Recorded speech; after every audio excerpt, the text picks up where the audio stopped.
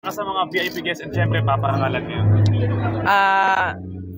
Nakaka-overwhelmed and first time, no, not first time.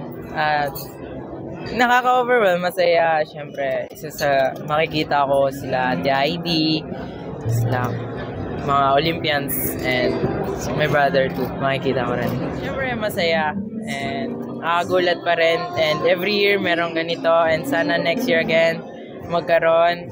And yan, pinagpipray ko pa rin po. Upcoming tournaments mo, ano yung mga pag-aandang gagawin mo for upcoming tournaments this year? Pinag-aandaan, actually araw-araw po pinag-aandaan po. Nagtitraining pa rin po araw-araw, with or without coach, nagtitraining pa rin po. Saan man yung naging training mo sa Japan? Ano yung mga nakuha trainings from that training?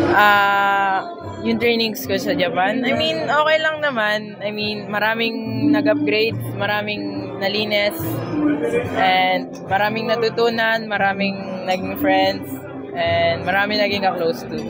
What specific tournaments yung naka-line up sa'yo this year? Ngayon, yung Asian Championship sa South Korea, and yung Junior Worlds here sa Philippines gaganapin. May plan ba na mag-stay ka na rin sa Japan? No. Wala.